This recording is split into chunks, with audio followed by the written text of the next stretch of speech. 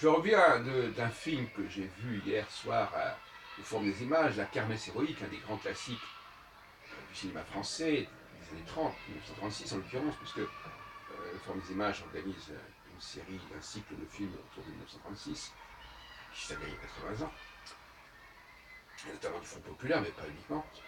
Et ce film, La Kermesse héroïque, dont l'un des acteurs principaux est la comédienne Françoise Rosé, on voit aussi apparaître Louis Jouvet, Jean Murat. Et c'est un film tout à fait étonnant. C'est une sorte de parodie, en réalité, qui est transposée au début du XVIIe siècle, en 1616, je crois, dans une ville flamande sous domination espagnole.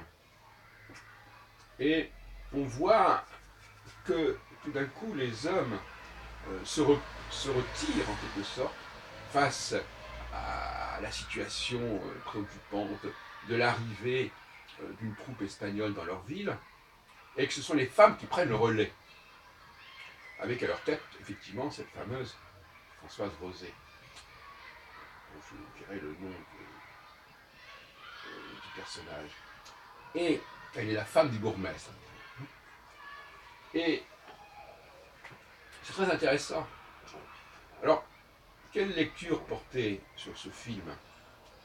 Eh bien, il y a deux façons d'appréhender ce film.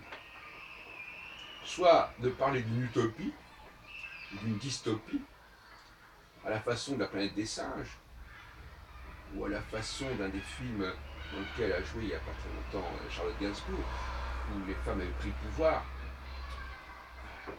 Ou bien, ce qui me paraît plus raisonnable, d'en parler comme de quelque chose qui se produit périodiquement, cycliquement. Aussi cycliquement que le fait d'aller dormir, par exemple, ou aussi cycliquement que le fait de prendre ses vacances. Donc il y a deux lectures.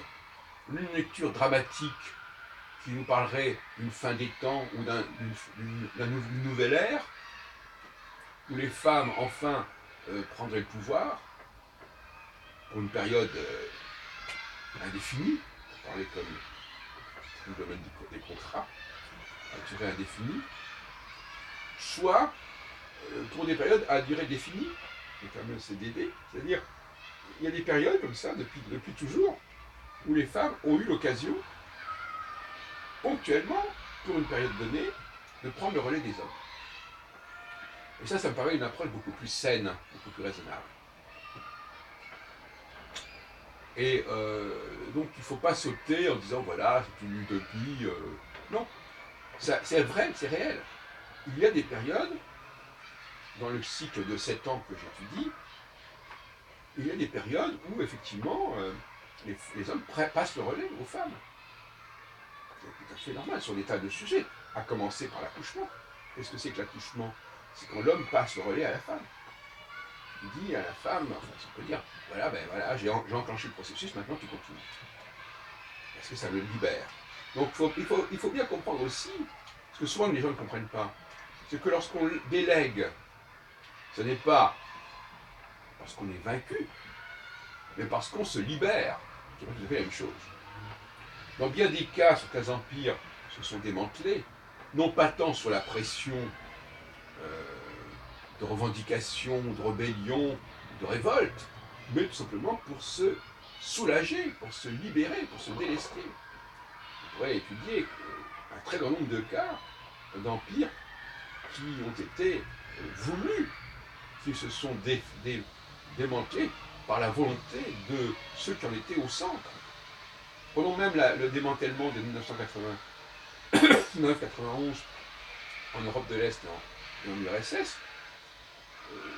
On peut penser que d'une certaine manière, la Russie l'a voulu cela. En tout cas, elle l'a pleinement assumé et elle ne s'en plaint pas, puisqu'aujourd'hui, elle retrouve un stade de puissance importante, alors qu'elle n'a plus cet empire.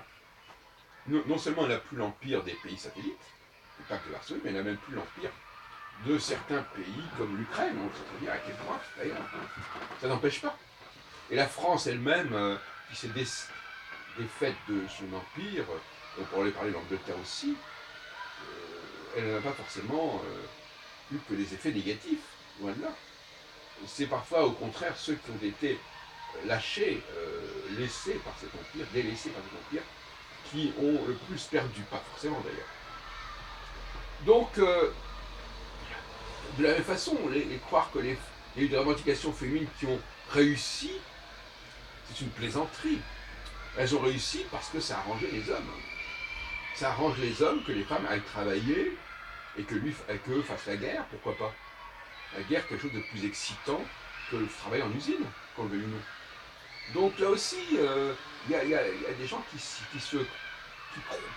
présentent comme des réussites la décolonisation, qui présentent comme réussite la féminisation du travail, alors qu'en réalité ce sont des échecs. Ce ne sont pas des échecs, mais ce sont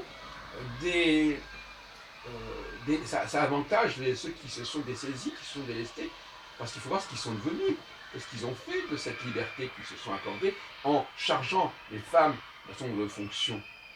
Fonctions souvent d'ailleurs ancillaires, subalternes, etc. De même que la délocalisation, qui est souvent diabolisée, c'est la même chose, c'est une façon de se libérer d'un certain nombre de fonctions, de libérer aussi sa population d'un certain nombre de fonctions, pour envisager des activités plus nobles, plus intéressantes sur le plan humain. Donc il faudrait quand même revoir un peu les choses. Il y a toute une mythologie, tout un imaginaire de la revendication par les populations marginales, qui en réalité est une sorte de jeu de dupes, n'est-ce pas? Les femmes sont prisonnières d'un jeu de dupes, elles sont dupes, elles croient qu'elles ont gagné des positions, alors qu'en réalité on les enferme dans des rôles de façon de plus en plus caricaturale.